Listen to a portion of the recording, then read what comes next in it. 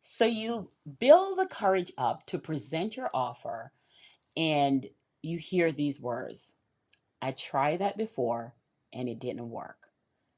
And then, right when you hear that, you're like, oh, what should I say? What should I do? What most people tend to do is overteach, over deliver, over proving themselves, lower their price.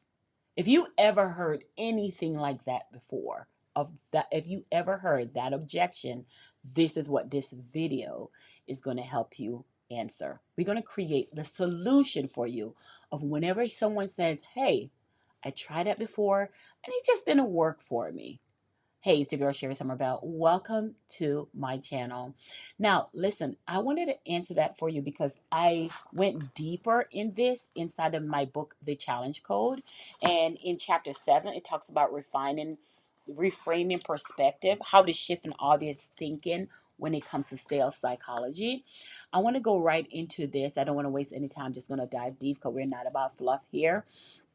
And I presented this opportunity to have this conversation because one of the things I get is when my clients are selling their low ticket offer and the people get to the back end to ascend into their next offer, they may have a sales call or they may have a masterclass, and they get this objection all the time. Hey, I tried this before. I don't know if this is going to work for me.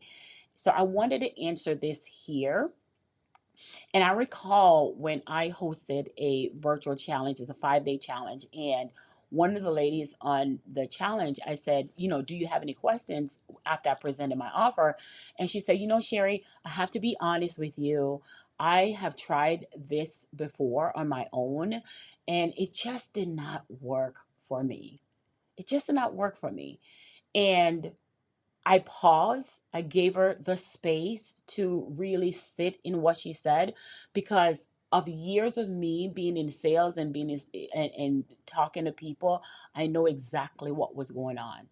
And literally said to her, I said, hey, let me ask you a question. Are you open to me asking you a few questions to see what's coming up or why you're saying this? And she's like, yeah, she's open to it. So the first thing I did was I asked her, hey, are you married? And she said, yes, I'm married.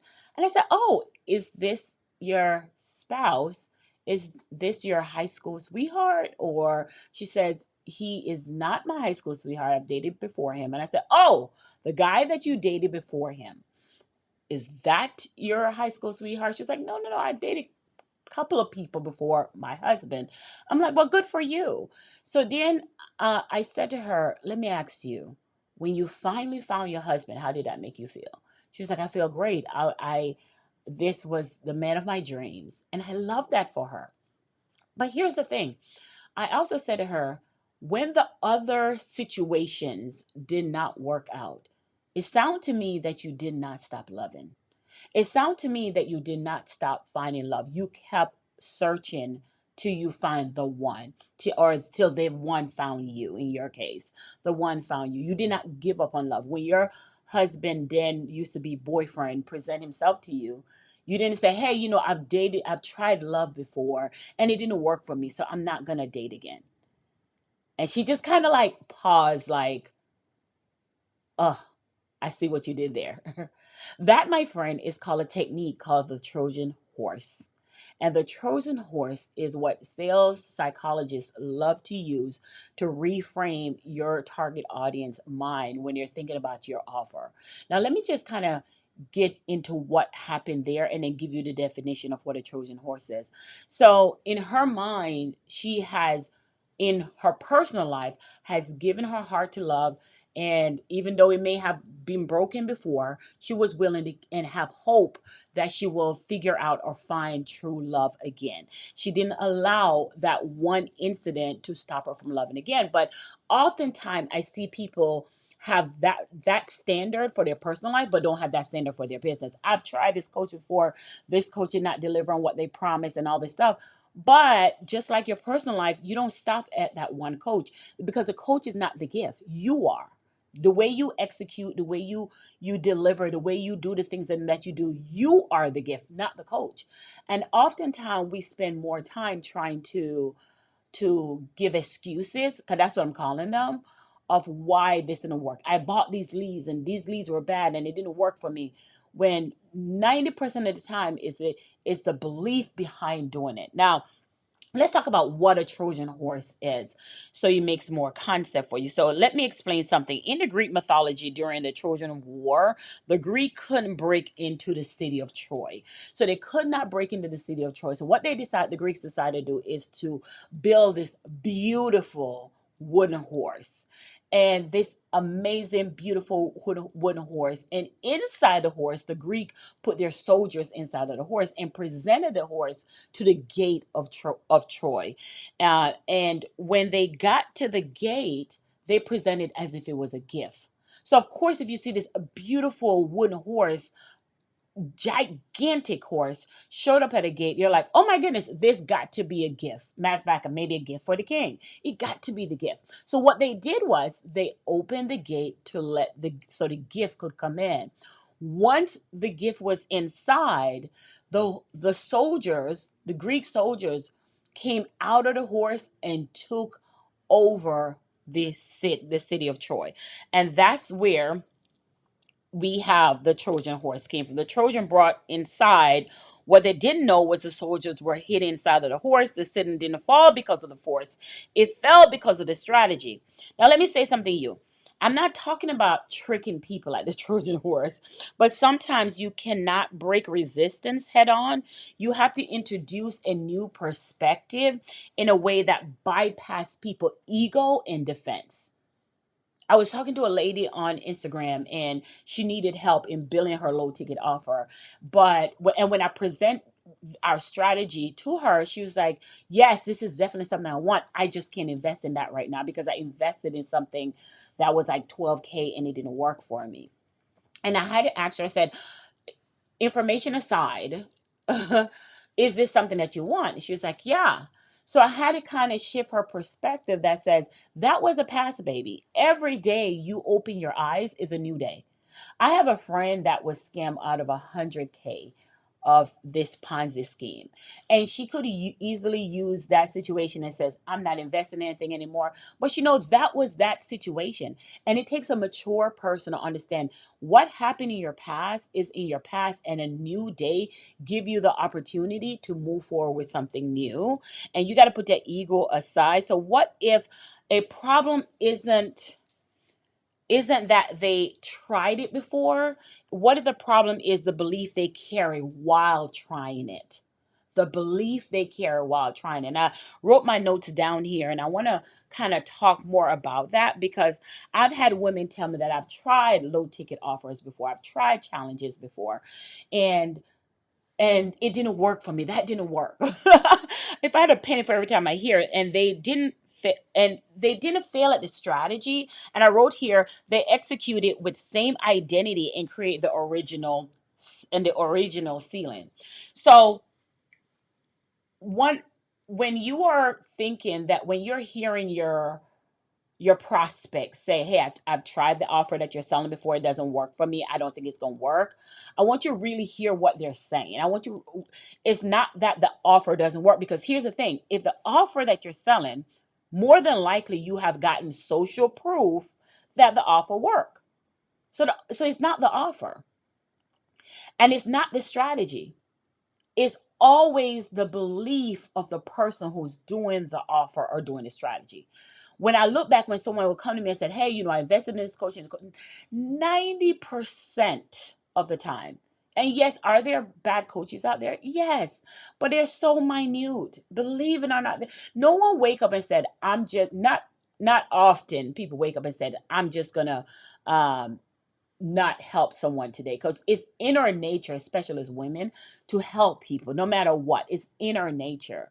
So when you're presented with this, I am reading from my book called The Challenge Code, and I'll leave the link below because this is in chapter 7 of my book that I spoke about the Trojan horse.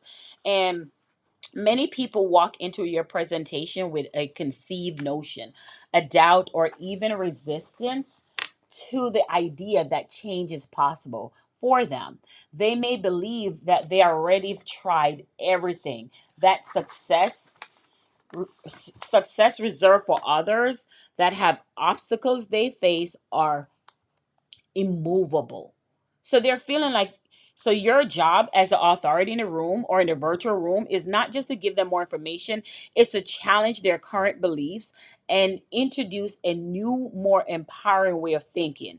You are their guide. Lead them to breakthrough moments where they suddenly see their situation from a fresh, more hopeful perspective.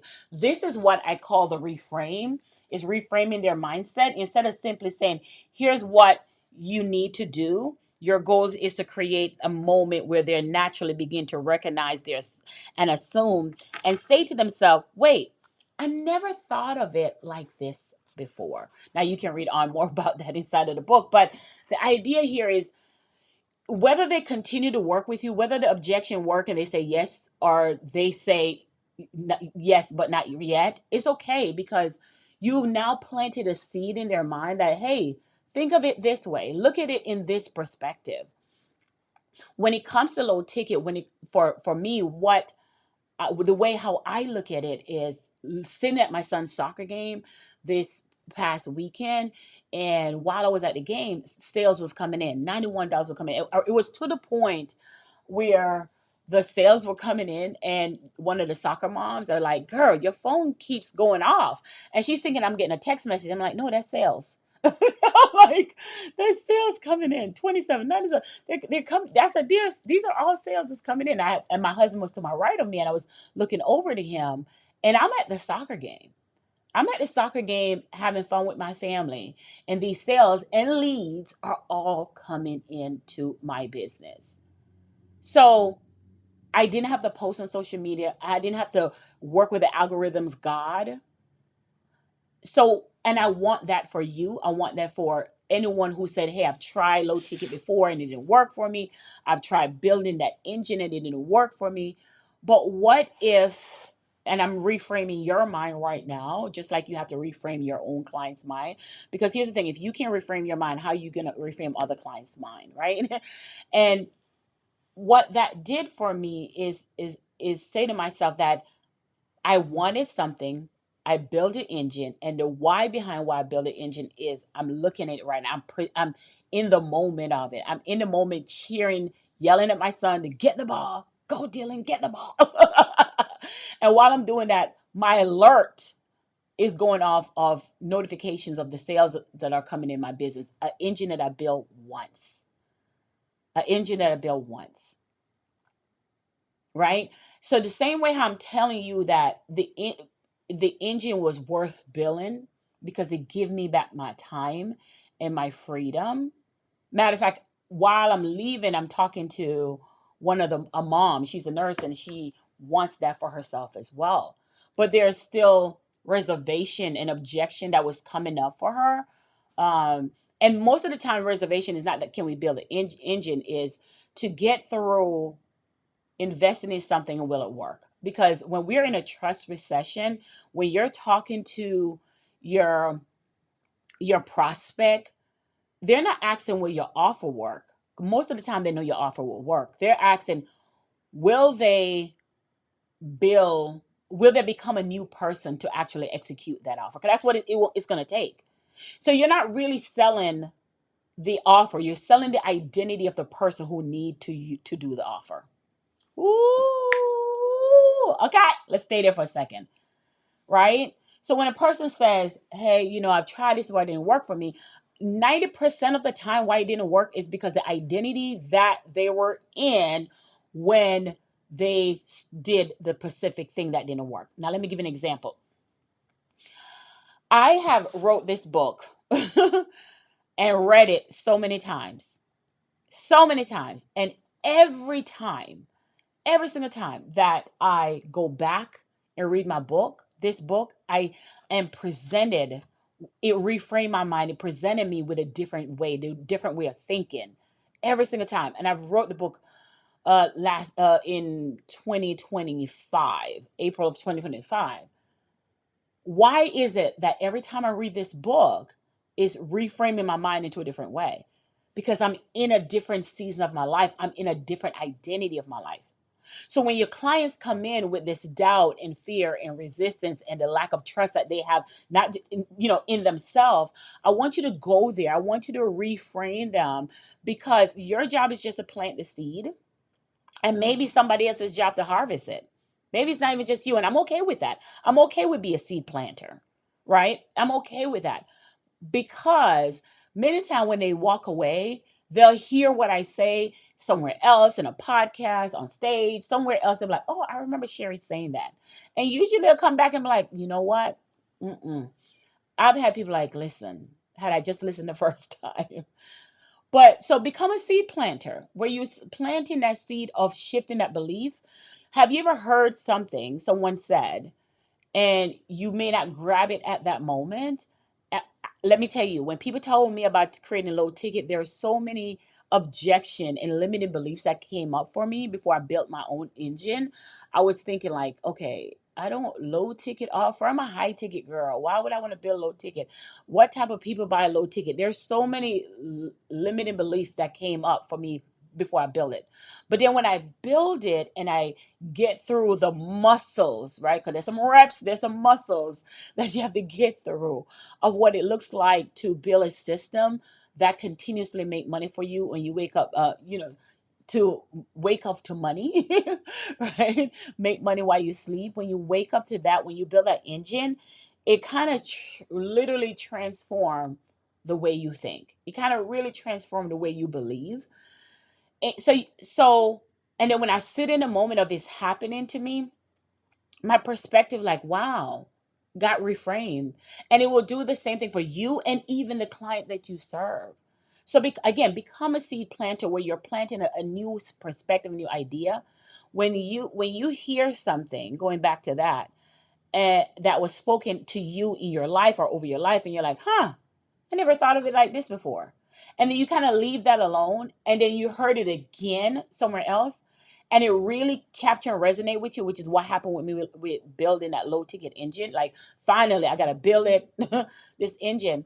What came up for me the second time, I was in a different space. I was in a different place, and I was a different person. My identity had changed. I was in an identity as in I had surgery and I could not show up 100% of how you should show up live. I could not keep allowing my energy and my capacity to start making me money. I had to allow an engine to self-select for me to make the money, right? So I realized years I've made thousands of dollars based on my own energy. So, but what happened when I no longer can do that based on things that are beyond my control? So, which forces me to do that. Now, why am I telling you this story? I'm telling you because that's how your target audience thinks. That's how they are. So when I talk to somebody and I plant the seed, I leave them alone for God to allow them to arrive at the conclusion that I already had planted the seed about. So when someone said, "Oh, I don't think it worked for me," my job is to shift their perspective to see, why do you think that way? Why do you believe that way? That have you ever looked at it this way? Have you ever you didn't stop finding love when someone had hurt you, and you went on to find true love according to what you're saying? So why in your business, when you may have coach hurt, or in your business where the strategy didn't work, and it didn't work for you because now you're in a different time, you're in a different space, you're in a different time. And if we keep allowing to use the past as why we can't move forward, we will be financially stuck in the past. And that's why we will stall. And so I leave you here with this, that when it comes to sales psychology, the easiest way to get people to say yes to you is for you to paint a new identity for them, shift the way how they believe, shift the way how they're thinking. And I dive deeper more inside of the book. I'll leave the book link below.